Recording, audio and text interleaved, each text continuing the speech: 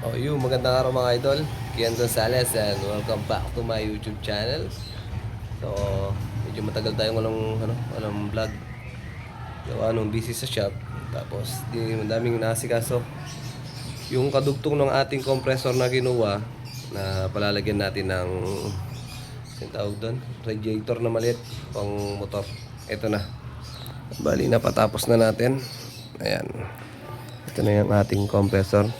Nagpagawa ko ng frame para yung ating kulan. Ayan, lalagay na lang ako ng kulan para di na i-stuck yung tubig dito.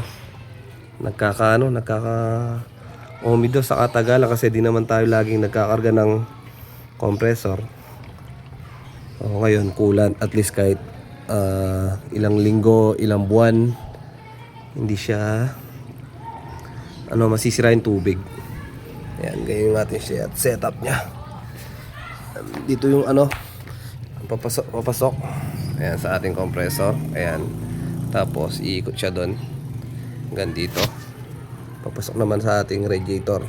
Itong radiator, luma nung Aerox nung pamangkin ko. Nagpalit siya ng ibang radiator. Siningi ko to. Sayang naman, di na magagamit. Tapos dadaan siya dyan. Kung malaki yung ating kakargahan, tapatan mo na lang ng electric fan. Kaya at least kahit papano nakakabawas siya sa init na lalabas dito. Tapos pupunta ulit dito sa ating lagayan ng kulan. Tapos iikot na naman ulit. Kahit di na tayo mag-yelo.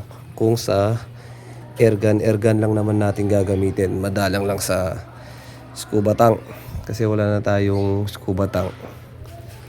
Nasira yung ating scuba tank. Di muna ako bumili. So ganyan yung ating setup. Tatapos lang ng ating frame.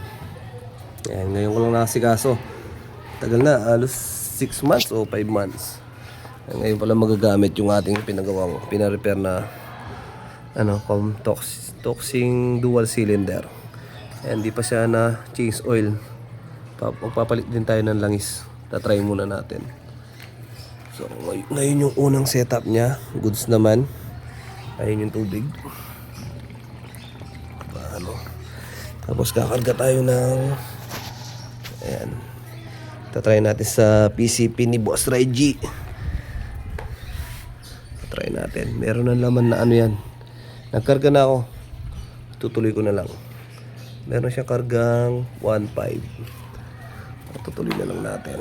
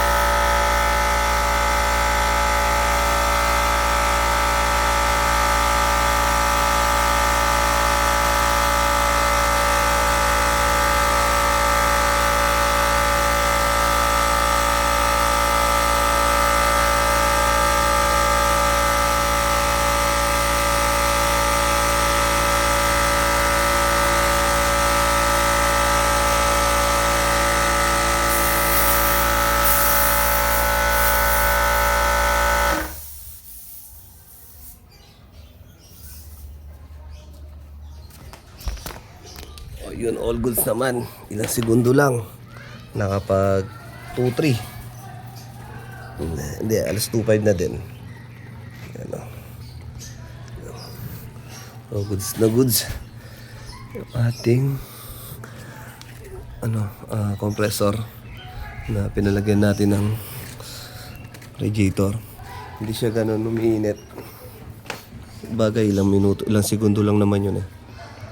Temp niya 43.4, 42.4. So, pasinin nyo agad bumababa yung kanyang temperature. Dahil sa ating radiator. Mas bababa pa yan kung tututukan natin ng ano yun, ng electric fan. Kung magkakarga tayo ng ano, malaking scuba. So, yun. Ito na yung kadugtong. Pag planking na tayo ulit. Ayan, pag di na busy. Mag planking. Na-stuck simula nung nakuha natin sa gumawa. Yan yung ating setup, mga idol.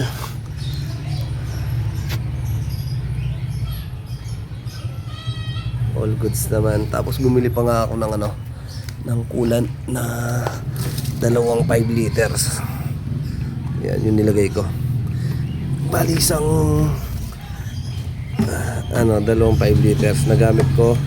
Yan, ito yung sobra sa 10. Siguro mga 2 liters pa to.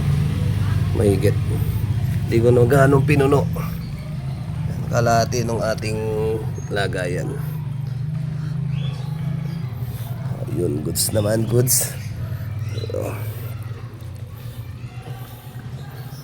Goods naman. Ay. Yan. Ito naman, pina-repair sa atin yan, ni Boss Reggie. Lumutong yung kanyang firing pin.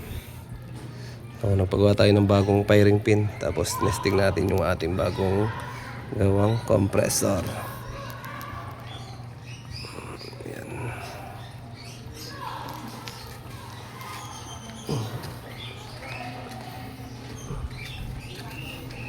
Yung pala dito, yung reserve ng pangkulat niya, kailangan takpan.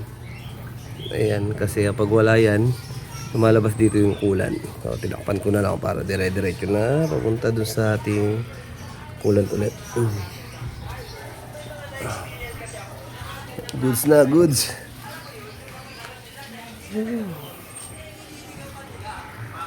Thanks for watching.